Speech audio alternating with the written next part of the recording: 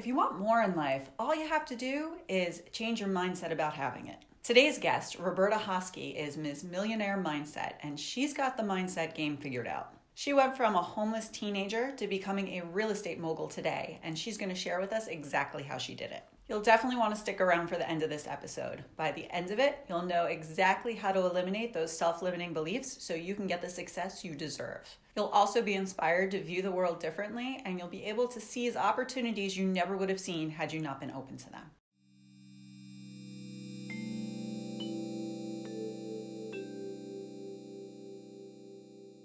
I've attributed my own mindset to really be the key to my success, especially in navigating my own life challenges. Roberta has a really fascinating take on how to make mindset work for you. And I'm really excited to get to share our conversation together today. Before we go ahead and get started, if motivational interviews just like this really fire you up, be sure to hit subscribe and tap the bell so you get updated the next time a new episode airs. Now let's dive into today's show. Roberta Hoskie is on a mission to break what she calls the poverty curse. A former homeless teen, Roberta now has 20 years of real estate experience, including a multi-million-dollar real estate investment business. She is also the founder of the Miss Millionaire Mindset Sisterhood, which empowers women to break the curse of poverty and do more for their families. I had come across Roberta on Instagram, and I was so inspired by her work and her story that I just had to reach out to get her on the show. And I am so excited to have her share her story with you today. And now it's time for the story to begin. Hello, everyone, and welcome to today's Corey Lowe Show. I am so excited today to have Roberta Hoskie on with us today. How you doing, Roberta? Hey, fine. How are you? I'm great, thank you. Excellent. Yeah, so I know I came across your Instagram profile and I was just blown away by your story. And I was so Mm, excited to have you on to invite you here to share, everything that you've been through and what you've turned it into mm. with our audience today. So I always start off these interviews with the exact same question for everybody. And that's what was childhood like for you? Hmm.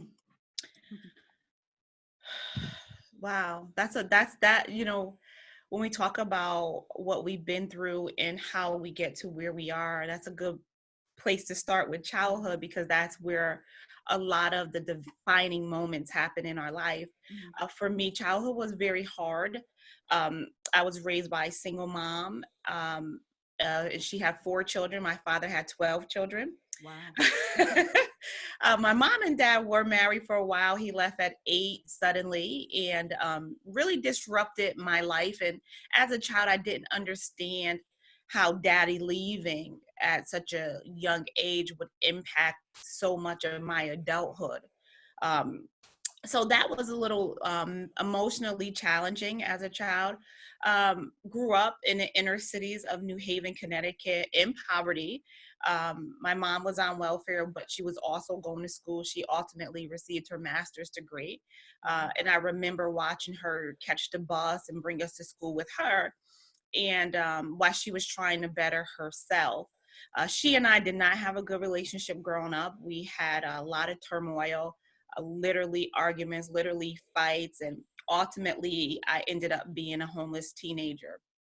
Wow. And that right there was a very whew, it was very trying. It was one of those times where you're just trying to figure out like what is this thing called life and like why am I even here? Like what is going on? Like nothing good is happening in my life.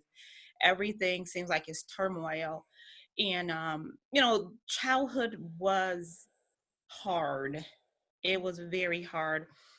You got to imagine being a teenager, young teenager, like 13 and 14 in a shelter. You have to imagine that you felt unloved, unwanted. I mean, think of a 14-year-old that you know now. Right. Now No think of her, self-esteem is not, important to begin with. yeah, 14 is a hard age. Yeah. Mhm. And now just imagine a 14-year-old, just niece, cousin, someone in a neighborhood. Imagine a 14-year-old. Now imagine her homeless on the street. Mhm. Imagine that, and then imagine her living in shelters like that right there, and without your mother. Right.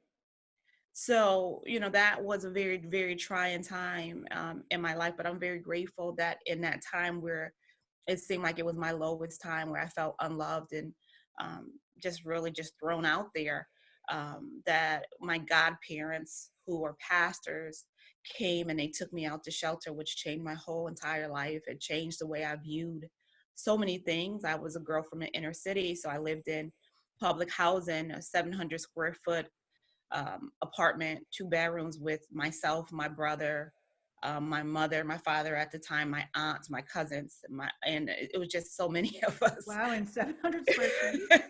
Yeah. Wow. So that was the living conditions.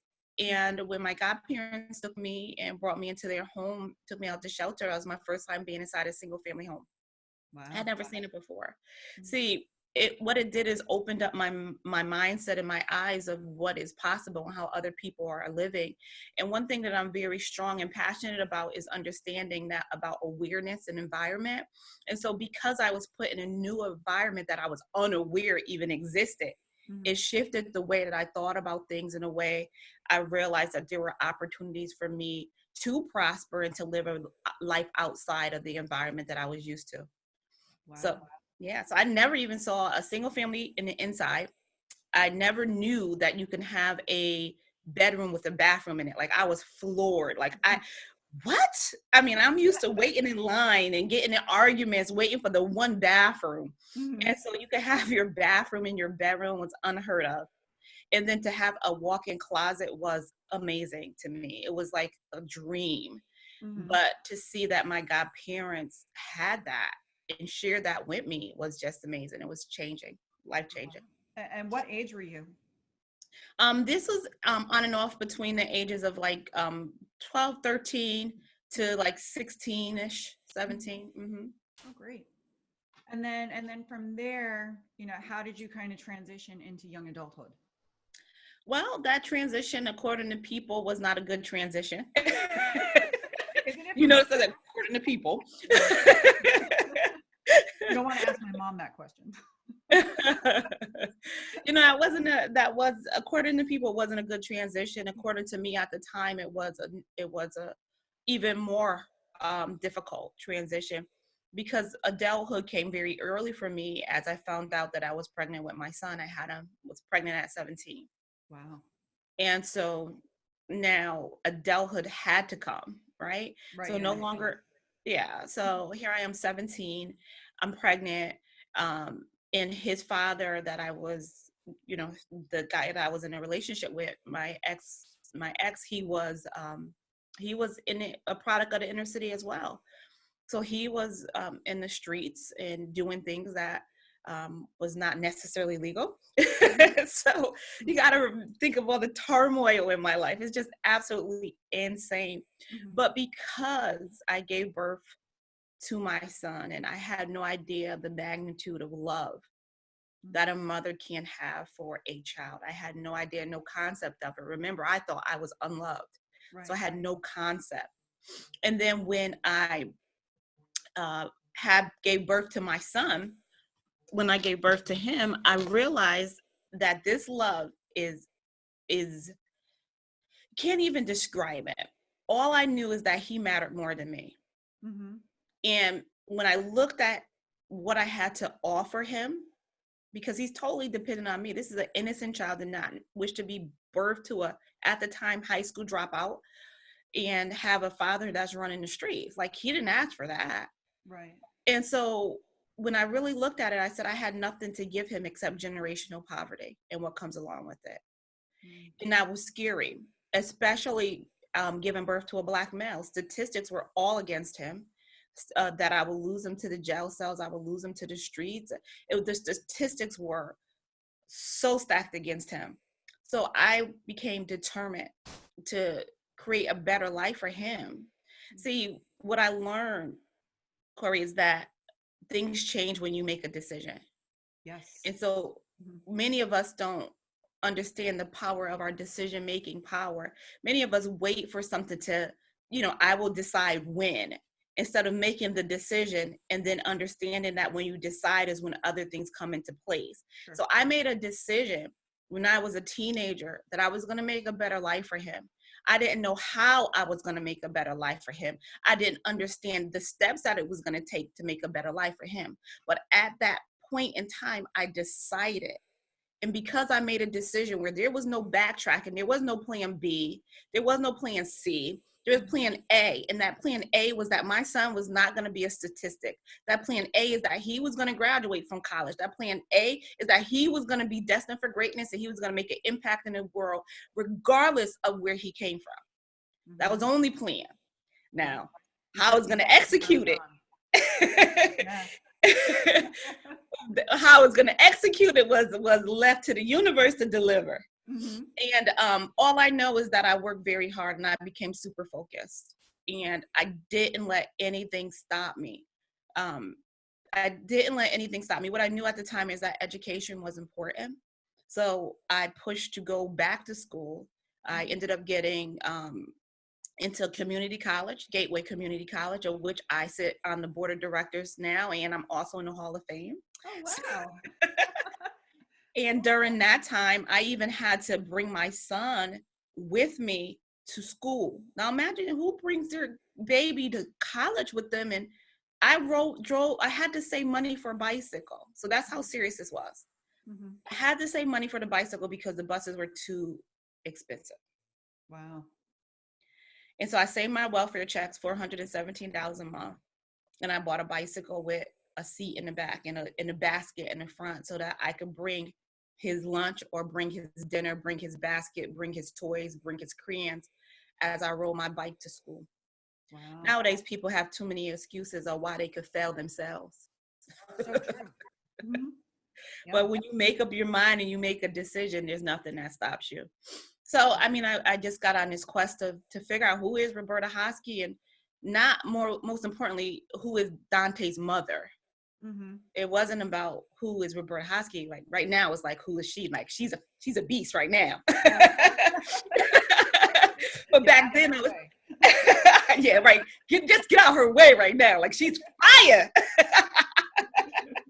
But during that time of being an adult, it was really defining what it meant to be a mom. Right. And making life bigger than me. So that was basically, as an adult. And, that took time. It took a lot of time. A lot of time. Wow.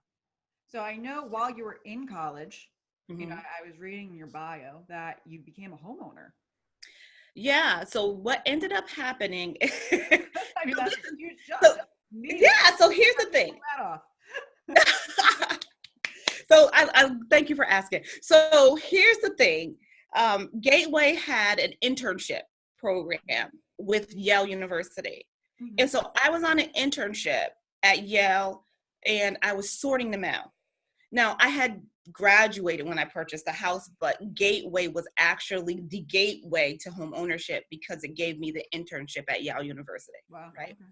So I was sorting them out and I was determined. Again, I still had this mindset of the decision that I was going to be the best mom and the best example and to not have him repeat poverty, not have him live in a 700 square foot house with all of his cousins and everything, right?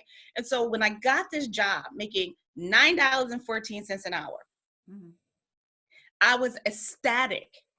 I was super happy because I understood that was a step towards progress. Right. And let me tell you, I was the best mail sorter you ever want to see. I could sort the mails frontwards, backwards, in my sleep with blindfolds on.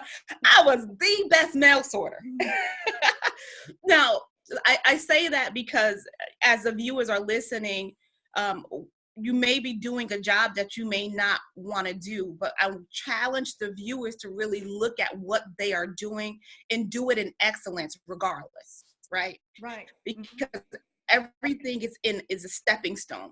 I thank God that I was sorting mail because one day, and thank God that I'm a nosy. I was like just naturally nosy. So let me tell you how that works for my good. So I was sorting the mail, and then there was a stack of neon papers. You know how you get junk mail and just put it in all the mailboxes, and I put what I thought was junk mail in all of the mailboxes, and I remember looking at it. And none of the papers had my name on it. And so I'm looking, and I was like, what is it that they're giving to everyone?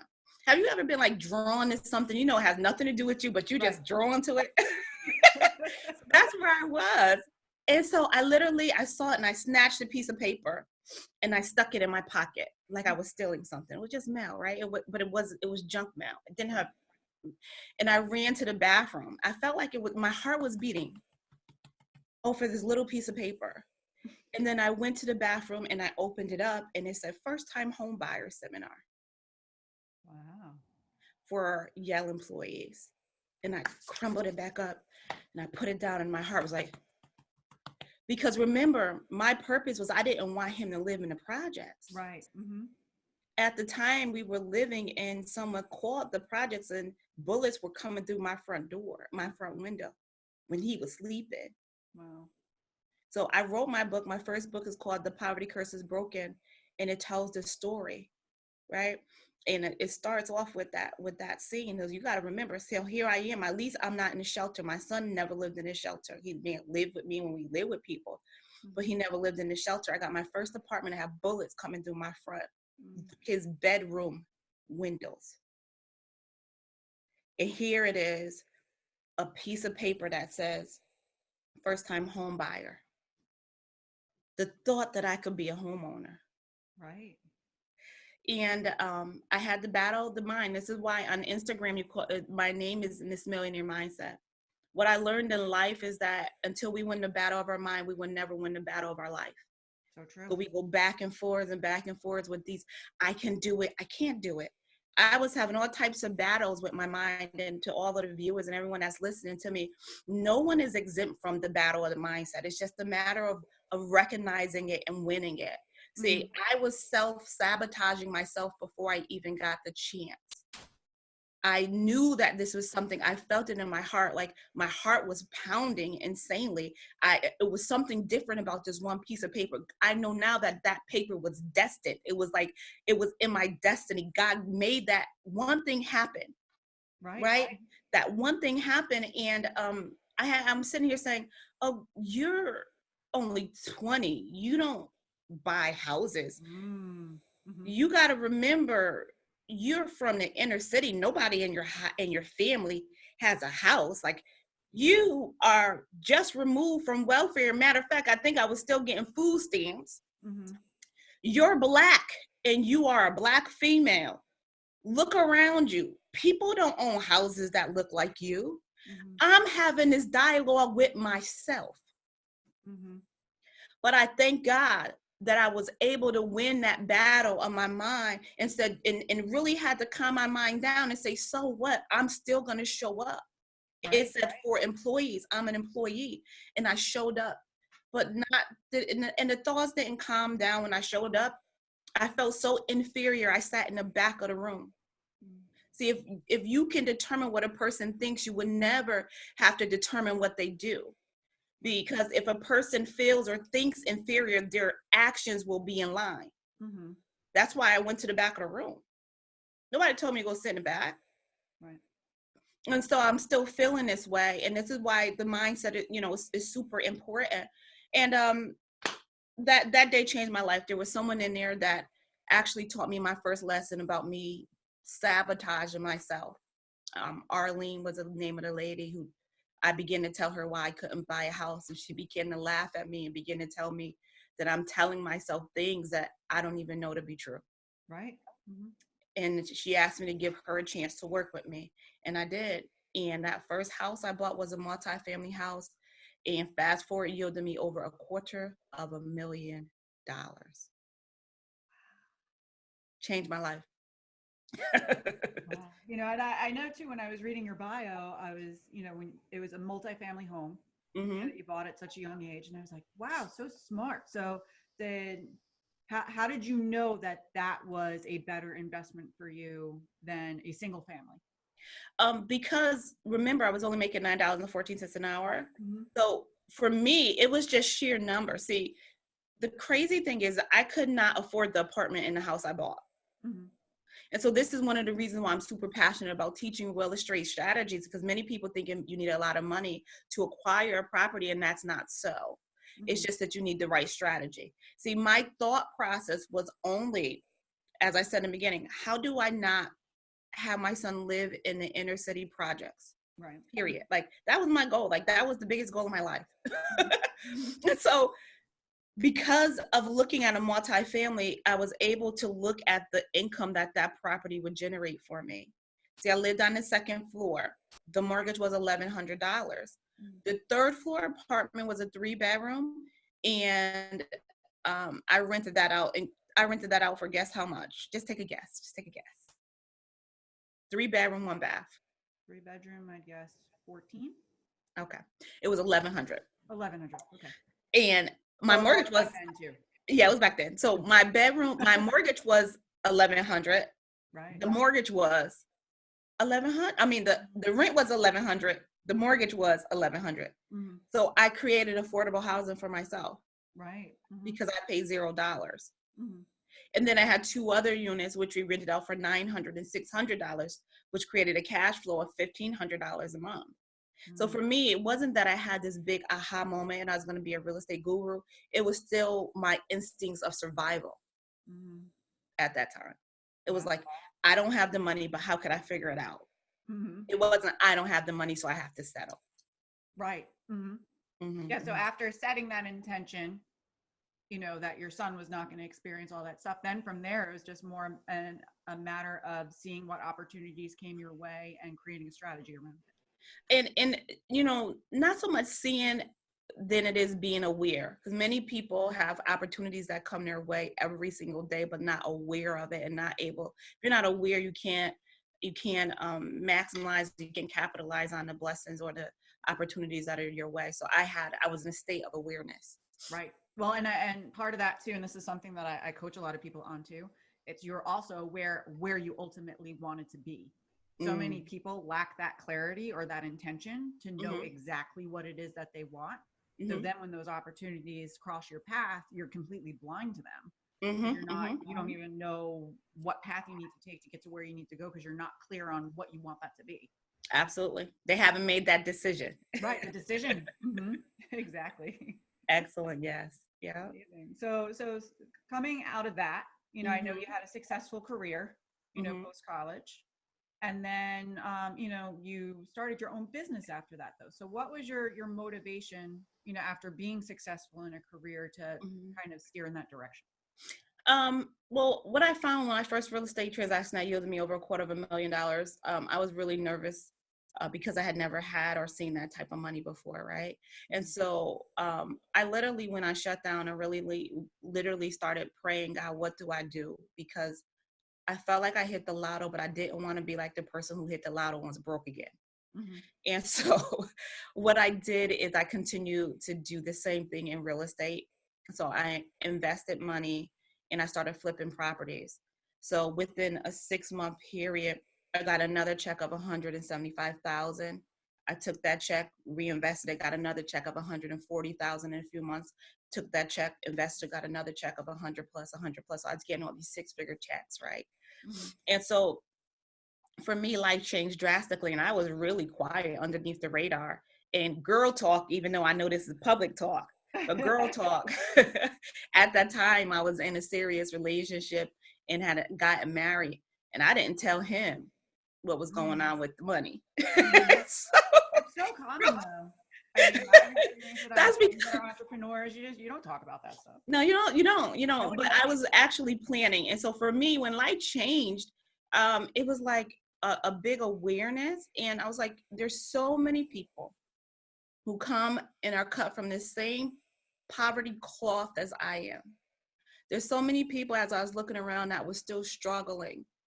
Like I was, there's still people that were grown, still catching the bus and still asking people to do things for them. There was a shift where I can see where my life changed, even though at the time I didn't change like materialistically. Like I lived in a modest house, even though my bank account had 7 figures, right? Nobody had to know. But I saw the difference in people. In the people that I loved and the community in which I lived in. And so I'm saying to myself, I got this knowledge. God allowed this to happen to me. I felt an obligation to go and share it with other people. And so that's when I started to create my businesses and teaching people how to invest in real estate, teaching people what is the right piece of property to purchase. Like your first property should be a multifamily. Don't be house poor. Many people buy a house to say you have a backyard and a picket fence, but your house poor. Now you have to work for that house. Mm-hmm. So teaching people strategies about how to acquire real estate to break what I call the poverty curse over your life. Mm-hmm. That's incredible. So Yeah. how So long did it take you when you had initially decided that you were taking your, you were going to start a business and move in that direction? How long did it take you to fully build it up that you felt it was successful? that's one question I would never be able to answer. Mm-hmm. And the reason why is because the one thing that I don't have is a cat. Mm-hmm. I don't have it. So what someone else determines as successful, I know that there's even greater. Mm-hmm. Some people would have said once I made $1 million, I was successful. Well, to me, that's not, it's, there's so much more, there's so much more impact that you can make in your life. Like, and so for me, my heart and my spirit is like, this is not about me, it's about the impact. So I don't know what that looks like. Got it. Okay. So you're working through that still. Yeah, I don't know what that looks like. I Mm-hmm. mean, I had a I have multiple businesses today. Right. Mm-hmm. And but they're all what I look at them as ministries of help and helping people. I don't know what success is. And I think I'm almost afraid if I determine, this is if I hit this, once I say I make $1 million, then the goal changes. Once you say once I have companies in all 50 states, well, now that goal changes. So I'm sorry, that's the one thing that I can't, I don't No, have. it's okay. And you know what? Everybody's definition of success is different. Yeah. And what motivates some people doesn't motivate other people. So like for Mm-hmm. me, I couldn't care less about the money. I care Mm-hmm. more about the impact I'm Yeah. having on people. Mm-hmm. Right. So, I'm more interested in the number of lives I can touch and what kind of impact I can have in that way, much Mm-hmm. more so than the money. Yeah. So it's different for everybody. Mm-hmm. And that's me too with the Mm-hmm. impact. That's why the Millionaire Mindset Sisterhood. When I tell you the impact that sisterhood has is amazing. I was looking at pictures right before this interview of the Dominica Republic, the DR Sisterhood branch chapter, rather, that we are rising right now. 300 women. Wow. And I'm looking at them and I'm getting emotional. Um, because of the impact that this sisterhood has made in so many women's lives, that help them to think differently about their existence. I help them to think differently about their past, and that they don't have to let their past hold them back, and help them define how powerful they really are, and also the power of us as women working together in unity. And we recently in the chapters in the United States, we recently started teaching them how to practice group economics and how we use our resources together to acquire wealth. And so that's what we started doing, investing in properties, getting dividends. And I'm teaching them how to create additional streams of income. And I get emotional because this is my heart, this is my Mm-hmm. heart, because the difference is that what I'm teaching them about wealth, and what I'm teaching them about love, and what I'm teaching them about women working together, not only am I teaching it to them, but it trickles down to the family. Right. The So next we talk generation. about breaking, generational curses and generational boundaries is powerful. And Dominica and DR, they don't even speak English. Mm-hmm. When I went to DR, I had to go with a translator, and the understand that I can go somewhere with what I believe the reason why God allows me to live, which is the sisterhood, to go somewhere for all of 3 days, 3 or 4 days, leave, and then have over 300 women all on one accord, already, all like, it is amazing. And so I get emotional because I go back to saying, oh, this is the girl from the hood. Mm-hmm. Yeah. Look at how The far you've girl that come. was homeless. Yeah. And I can't even measure the impact. Mm-hmm. It's impossible to measure the impact. We're on our way to create a chapter in Kenya. Right now, I have some meetings with the authorities, high authorities in Kenya. Um, we still have chapters that's opening in the States, and I can't even touch the impact. So you hit a soft spot when you started talking about impact. That's great. That's the whole point of the show. Yeah, That's life the is whole bigger point. than me. It's about for each and every one of us, and this is something I truly believe. Every single thing that life puts in our path is meant to teach us something, to help us serve whatever that purpose is that we're meant to have an impact. I agree. Right.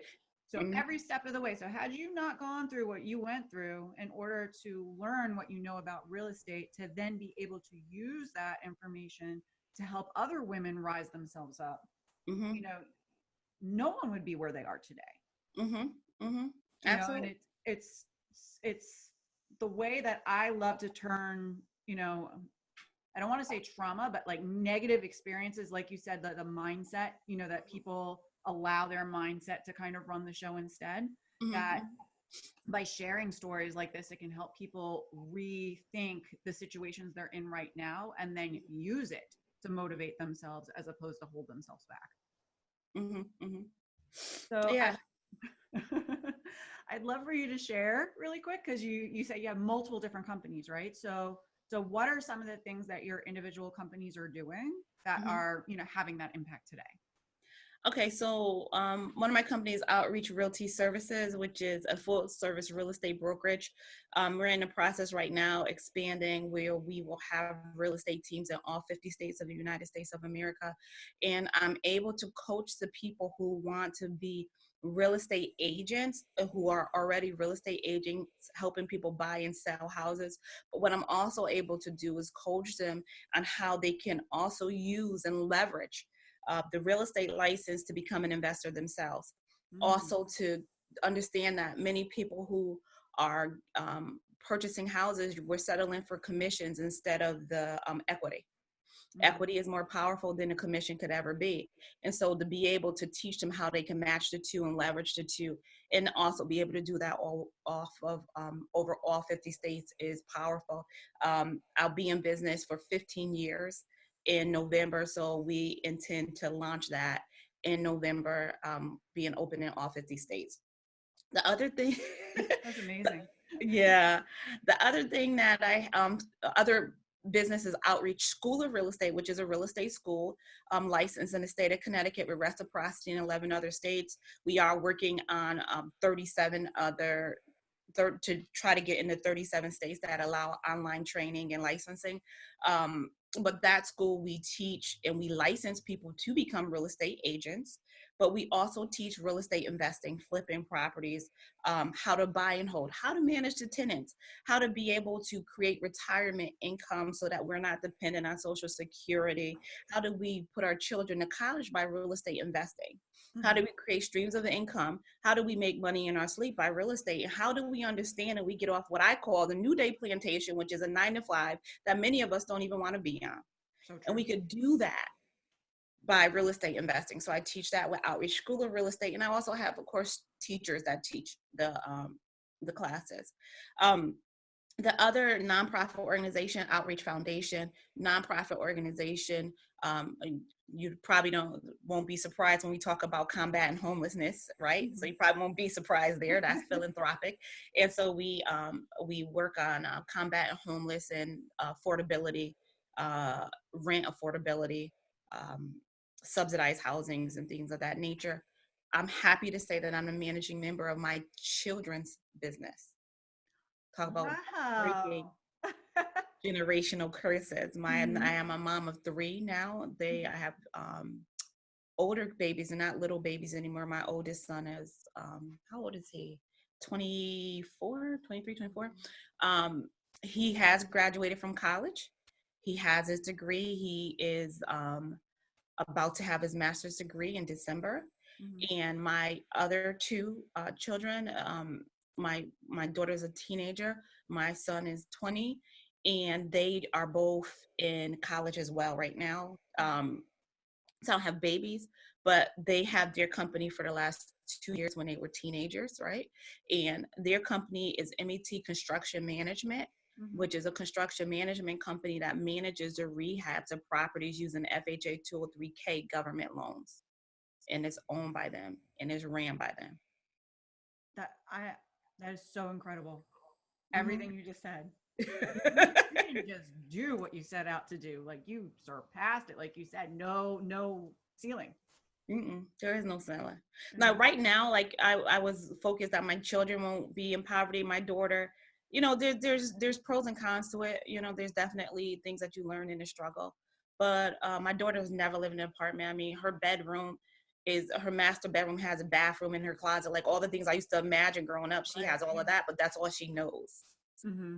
So it's different, but now it's not about them. It's about my unborn grandchildren. I don't even have any. None of them, my kids are married. But I am working on making sure that my grandchildren are millionaires and my great-grandchildren and my great-great-grandchildren. So I'm just like working on that now. So I'm having fun. Well, the targets move throughout life. I always tell people, especially when it comes to goal setting, people are so afraid to set goals because they think that they're going to be tied to it for life, but that's not the way life works. Our goals are supposed to evolve as life evolves. Mm-hmm. So and you set out with one specific goal, and now it's changed not from your children, but for your grandchildren and their betterment. So that makes a ton of sense.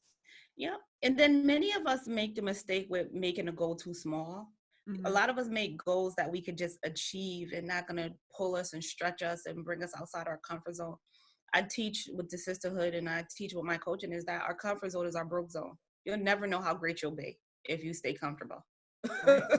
And I'm so glad you mentioned that too, because when you were talking earlier about making that decision, mm-hmm. That key moment when, you were a teen and decided you wanted that better life for your son. One of the things that I coach on, it's something that I've coined courageous choices. Mm-hmm. And the courageous choice is the one that's more uncomfortable. So many of us are, it's much easier to take the route that doesn't challenge you. Mm-hmm. And by doing that, you more or less stay stuck. Mm-hmm. So it's by taking the route that does challenge you, like in your scenario, you knew you had to go to school and you had to learn all these things and you had to more or less, change something within yourself to change the past history of everything that had come before you. That's more uncomfortable. So that was the more courageous choice. Mm-hmm. And that's why you've come so far. Mm-hmm. I wish more and more people, that's one of the reasons I started this show, is I want more people to make the courageous choice as opposed to, letting, like you had said, their mindset kind of run the show for them. Mm-hmm. And thank you for making that courageous choice on behalf of everyone who you have touched, and including myself, because we need to have more people like you, because again, you're not thinking just about yourself, but you're thinking about others and helping others become the best version of themselves. And I'm sure when you made the choice to have this talk show, that this wasn't something that you were going to just do and half do it. And I know you got your heart in it and you put your time and effort into it. And you made a courageous decision. Is that many people, you know how many people thought about doing this and didn't do it? Yeah. Not only did you make a courageous decision, but you executed it. So I'm commending you. Right. Thank you, Roberta. You're welcome. So, Roberta, that's a great time to kind of talk about this now. So for anybody who's out there listening, who has experienced what you've experienced, whether they be a teenage mother or they're currently homeless, I know I right now have several followers who are going through that, that I've talked to them about it at length. What do you want them to know today as they go through it? I want them to know, and this may sound a little weird, but I want them to know that they can live outside their imagination. What I mean by that is that you have to train your thoughts and your imagination to see past your problems. You can't focus on your problems. If you focus on whatever you focus on, magnifies. Mm-hmm. So although you may be in a homeless state, although you may be in a state where you're from paycheck to paycheck, or you may not even have a paycheck, although you may even be in an abusive situation, in a relationship that you're not happy in, trying to figure out who you are, trying to figure out your purpose, trying to figure out this thing called life, what I challenge each and every one of us to do is to really take some time, close our eyes, and just imagine what it is that you really want in life. Mm-hmm. Shut out all of the outside chatter and just use your imagination. I believe that our spiritual DNA is perfect. I believe that the inside of us is perfect. It will never direct us in the wrong way. I believe that's why people have instincts. Something just told me, or I just felt this way. That's because the inside of us, the inside DNA is perfect. We're not perfect, but what's inside of us, that internal GPS is perfect. So understand that all things work together for good. Mm-hmm. The good, the bad, the ugly, the past, all things work together for good. So we understand that all things work together for good. Then we understand that we're just good in the making. We're great in the making. We're phenomenal in the making. And that we're becoming even more powerful because of our story. See, I embraced being homelessness and it gave me my power. I'm able to relate to people. I embraced having a struggle. It gave me my power. I am able to relate to people. I embrace being an entrepreneur and having the growing pains of being an entrepreneur. I've been in business for 15 years. I embraced that. It gave me my power. Mm-hmm. So struggles only come to make us strong. And that if we ever learn how to live outside our imagination, live in our imagination, live out our imagination, Right. and truly listen to that internal GPS system, we will never go wrong. It's just temporary, baby. Just temporary. Oh, so beautifully said. I have goosebumps. Thank you for that. Yes. So, Roberta, where can our viewers and listeners find you? Absolutely. You can find me on social media. On Instagram is Miss Millionaire Mindset, Dr. Roberta Hoskie, Miss Millionaire Mindset, Dr. Roberta Hoskie. On Facebook, Miss Millionaire Mindset, Dr. Roberta Hoskie as well. You are also can find me on YouTube, Dr. Roberta Hoskie. I will make sure we link up to you and everything in the show notes. Excellent. Now, one more place, connectwithroberta.com. That's where you will want to go to, connectwithroberta.com, and subscribe. I do have my first book coming out, The Poverty Curse is Broken, and that is on pre-sale right now at connectwithroberta.com. So it's amazing. Perfect. Make sure you get me that link, and I'll link to it in the show notes. Okay, will do. Yeah. Awesome. Thank you so much for coming on and sharing your story with everyone today. Thank you for having me. You are just awesome. I appreciate you. Thank you. Oh, thank you. And there you have it. If you take anything away from my conversation with Roberta today, I really hope it's this. Sometimes all it takes to open up your mindset is to experience new things. So as Roberta described, it took moving into her godparent single family home to realize exactly what a world was like outside of, the apartment buildings and the project housing she was living in before.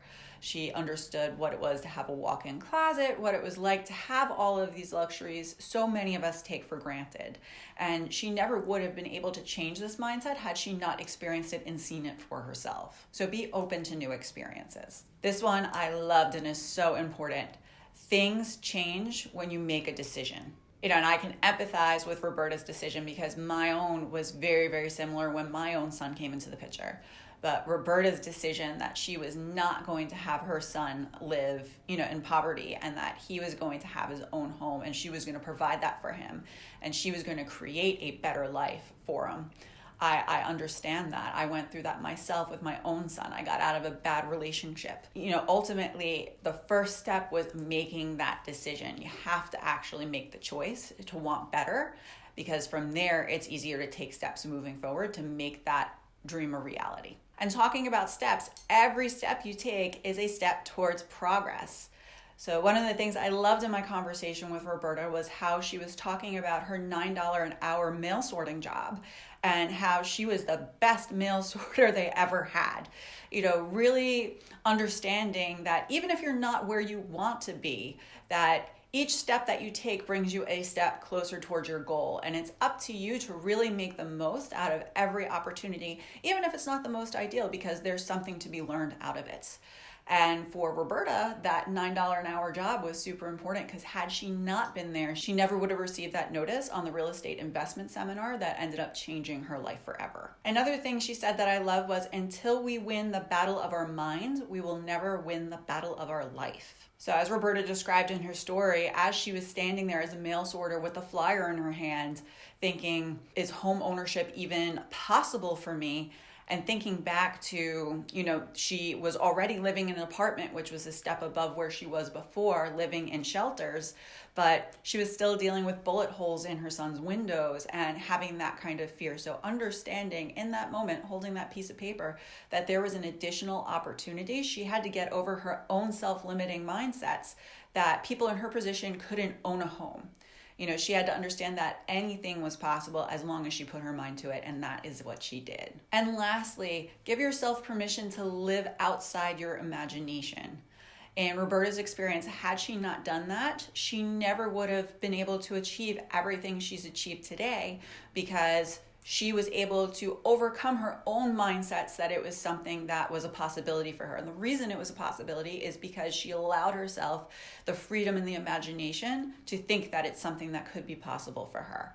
So the next time you're feeling really, really stuck in a situation and you're not sure exactly what to do, just imagine what life's going to be like after you get out of it. And imagine all the good things that could happen, the best possible probabilities, and think about and imagine what it is you want. Because the more you can visualize it, the easier it is to take steps towards actually making it happen.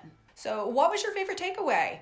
I definitely want to hear from you, so be sure to either leave a comment below or take a screenshot of this video and DM me on Facebook, Instagram, or Twitter and join the conversation. I'd love to hear everything that you thought. Also, if you found value in this video, be sure to give it a thumbs up. If not, give it a thumbs down so I know exactly what I got to do to try to make this content better for you. Also know that when you join the conversation, I'm going to start sharing some of my favorite comments every single week on my episodes. So here is today's featured comment. Ready for even more inspirational and motivational interviews? Be sure to visit my website, www.corylowe.com, and sign up for my email list. Every single week, you receive tips, tools, resources, and interviews just like this one, designed to help you lead a life full of passion, positivity, and purpose. I look forward to connecting with you there.